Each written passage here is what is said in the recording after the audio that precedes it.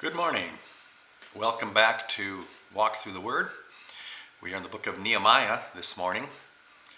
And just a little note, the sun is peeking up through the window, in through the window there, so I'm trying to hide from it because it's getting real bright in my face. So if it seems like I'm squinting and grimacing, well, I am, because in the Pacific Northwest we always have the problem with the glaring sunshine. So this is just another one of the typical days here. So anyway, Nehemiah. Nehemiah is named after the main character. We use that term, I guess, in our descriptions of the Bible. Right away, chapter 1, verse 1, the words of Nehemiah, the son of Hacaliah. The books Ezra and Nehemiah are closely linked. As I said in the intro to Ezra, that they were probably at one time one book. We don't really know that. Nehemiah, of course, introduces us to the second chronicler, if they were one book. Ezra, the scribe, being the writer of the first one, most likely. Nehemiah being the writer of the second portion of this book, which is now known as Nehemiah in the canon of scriptures. So,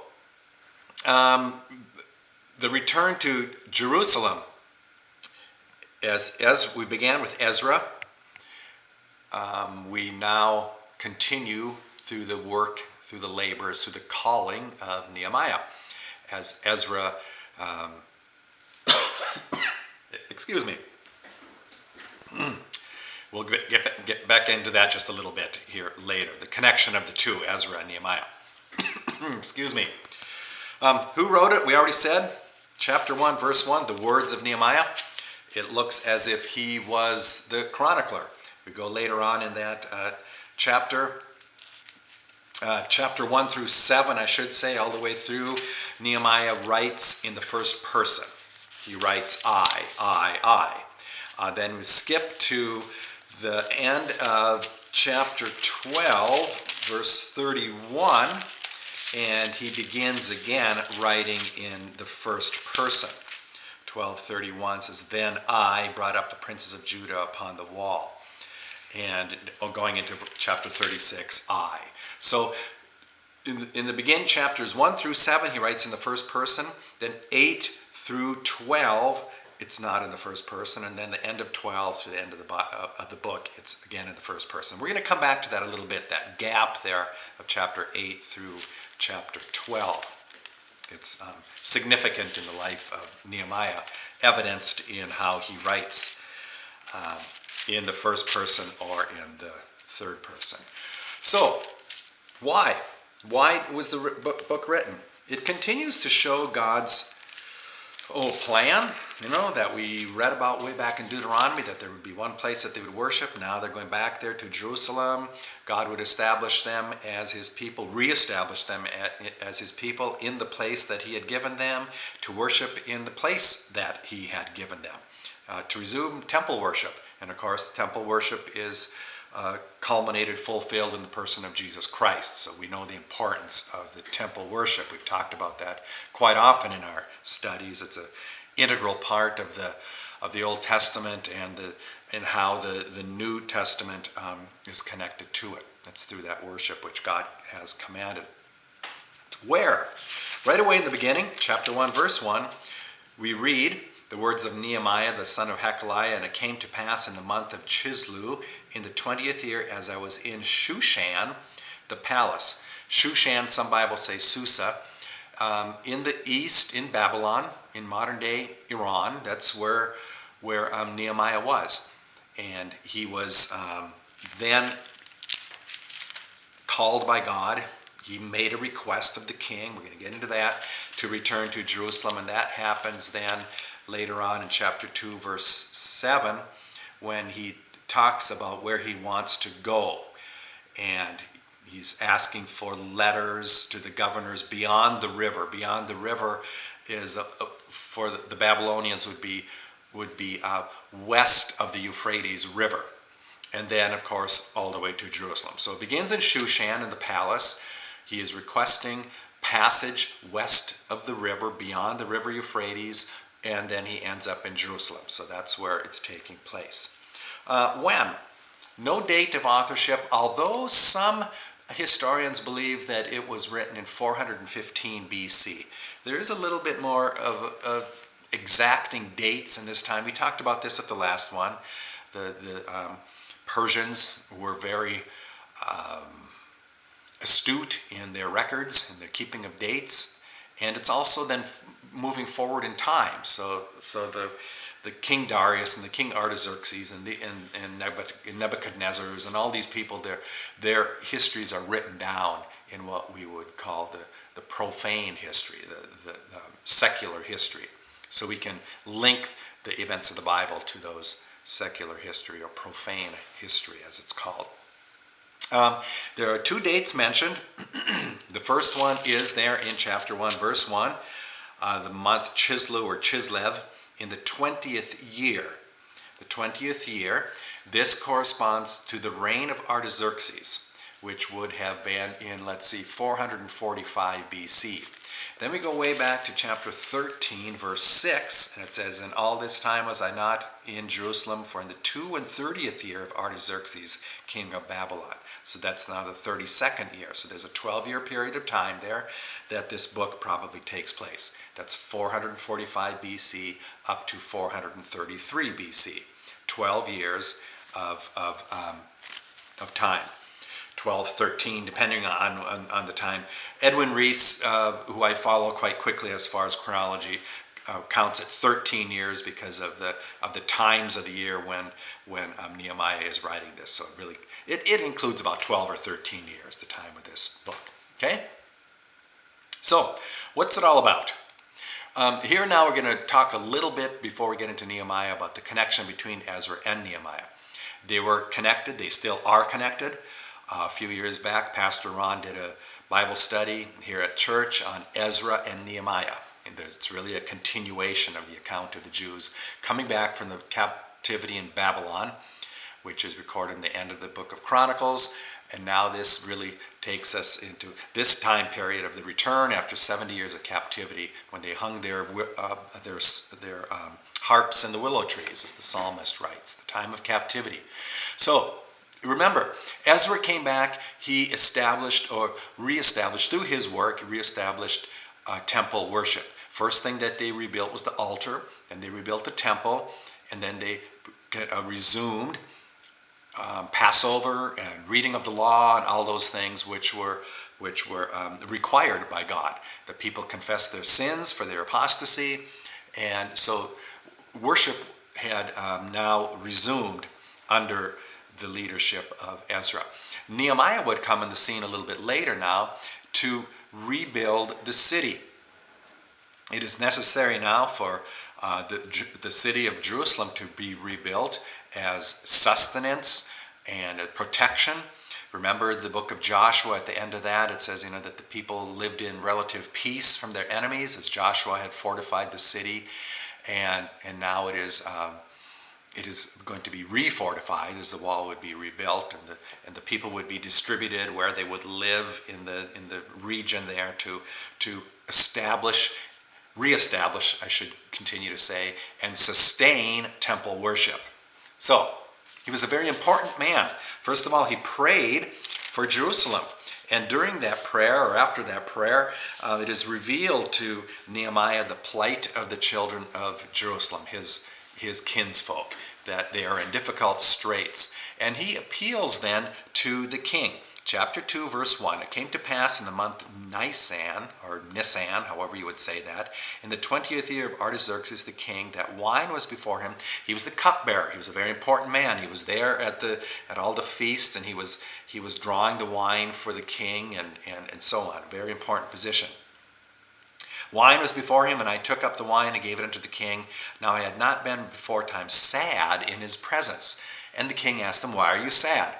Then he asks if he could return, that he would be given letters or a leave of absence, and letters would be written to the governors so I could go back to Jerusalem. And the king granted me according to the good hand of my God upon me. So he now departed from Shushan in the east returning to Jerusalem. Allergies, sunshine and allergies. The builders of the wall, and in chapter 3, the accomplishments that they made, quite amazing accomplishments really. Chapter 4, he faces resistance. As Ezra faced resistance from outside as well as the Jews, Nehemiah is also now opposed. And the opposition comes in the form of a threat to the people, that they are going to become a powerful people. The Jews are going to become powerful again. And now what's going to happen? Chapter 4, verse 1, it came to pass that when Sanballat heard that we builded the wall, he was wroth and took great indignation and mocked the Jews. And he spake before his brethren in the army of Samaria and said, what do these feeble Jews, remember? They were no longer a kingdom. They were a byword among nations. Will they fortify themselves? Will they sacrifice? Will they make an end in a day? Will they revive the stones out of the heaps and the rubbles, or the rubbish which are burned? Now Tobiah the Ammonite was by him, and he said, even that which they build, if a fox go up, he shall even break down their stone walls. So they were feeling threatened, but at the same time they were mocking and deriding the Jews in their efforts, that if fox could go and push the wall down, it's not really that big a deal. So they were trying to belittle them and therefore take away maybe their own fear over what the Jews might be able to accomplish. Nehemiah then prays. He continues to pray throughout this book. We see the prayers of Nehemiah as he prays for guidance, and that God would be with him. After this time now, it was a dangerous thing for the builders to be working on the wall. So in chapter 4, verse 13, the interesting thing for the young boys among us, they think of this rebuilding the walls, and what do we hear? Therefore, set I in the lower places behind the wall, and in the higher places I even set the people after their families with their swords, their spears, and their bows. And in verse 16, and it came to pass from that time forth that half of my servants wrought in the work, and the other half of them held both the spears, the shields, and the bows, and the habergeons, and the rulers were behind all the house of Judah. So half the people worked, while half the people defended them from their enemies with the spears and their what are those habergeons? Those are like habergeons, aren't they? Like things that would catapults, that type of thing. Anyway, the military arms were held by half of the people, so we can see that the building was a little bit different here. They weren't building in peace; they were building in almost a wartime. Nehemiah also saw other things among his people which saddened him, and one was the oppression of the poor. They were being taxed heavily, and he forbid the use of usury or interest, and that's in chapter 5. We see maybe the social reforms under Nehemiah as he saw the plight of his people. In spite of this, warring, or maybe not warring, the threat of war by their enemies, the wall was rebuilt in 52 days. So the wall was finished in the 25th day of the month Elul. In 52 days. 52 days they rebuilt the wall around Jerusalem. That's an awesome feat. It was a very primitive thing in comparison to something that might be built today, but nonetheless, it was a great effort and accomplished in a short period of time. Chapter 7 now, it tells us of all the people who returned. It's sort of what would you say, a list of the returnees, that's what you would say, of all of the people, the children, a little bit of a what is it when you list people's names? Not chronology. I'm losing the word here, a list of families. Anyway, the word will come back to me and I'll shout it out in a little while. This is probably the time now when Nehemiah left. We go into chapter 7, verse 2. It says, I gave my brother Hanani, and Hananiah, the ruler of the palace, charge over Jerusalem, for he was a faithful man and feared God above many. Probably from chapter 7 all the way to chapter 13, Nehemiah was not present at Jerusalem. Because we get back to chapter 13, verse 6, and I came to Jerusalem and understood of the evil that Eliashib did for Tobiah in preparing him a chamber in the courts of the house of God. Remember what I said earlier, that chapter 8 through chapter 12, the beginning of 13, Nehemiah writes in third person. Before that, he writes in the first person. Now he departs as he leaves his brother and the governor in charge of Jerusalem. Now it seems as he returns in chapter 13, because he starts writing again in the first person. I came to Jerusalem. So that period of time, during the 12-year period of time in this book, Nehemiah was probably not there. Okay? So now he comes back and he sees again the trouble of his people there in Jerusalem. Ezra, in the midst of this, in chapter 8, he begins to read from the law. He read for 6 straight hours with all his supporters, his lay, not priests, but lay people around him, supporting him in his reading of the law. There was a public confession of sin in chapter 9. They repledged themselves to following after the law. They made a covenant with God. Chapter 10, they promised that they would continue to read the law. There's a list of the villages and the villagers, where they would be living to sustain life there as they reestablished their homeland there around Jerusalem. That's in chapter 11. Lists of priests and Levites, chapter 12. Dedication of the wall in chapter 12, verse 43. And they offered great sacrifices and rejoiced, for God had made them rejoice with great joy. The wives also and the children rejoiced, that the joy of Jerusalem was heard even afar off.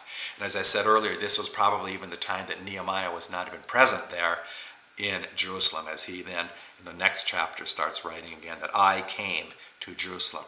So the wall was rededicated, or dedication of the new wall. Thanksgiving. There was joy in the land. Service at the temple and Ezra's final reforms take place now in chapter 13. Everything is reestablished. Temple worship is reestablished. Sacrifices, the wall is rebuilt. There's a certain sense of peace and normalcy which has returned to the land. But this really is it brings us to the end of the Old Testament writings. Malachi's prophecy covers just a few years after this. So really this comes to the end of the Old Testament if we are looking at it chronologically. And of course we are not. We are going through the books of the Bible as they are recorded, or as they are put into the canon of Scripture. So now we'll go back in time and we start dispersing all of the other books, the books of the prophets, in this time of the kings and the captivity. So it's sort of difficult chronologically to talk about this, but we have come to the end of the recorded history of Israel.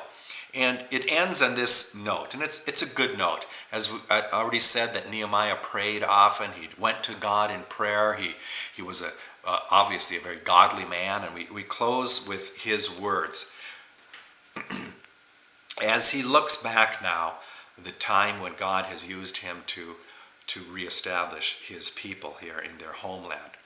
Thus cleansed I them from all strangers, and appointed the wards of the priests and the Levites, every one in his business. And for the wood offering at times appointed, and for the first fruits, remember me, O my God, for good. Isn't that wonderful? That in his humility, he just says in one little phrase, a group of phrases there, that he has done this. And oh God, if you would remember me for the good that I did, for the good that I was able to do, even as he prayed to God, and God was with him.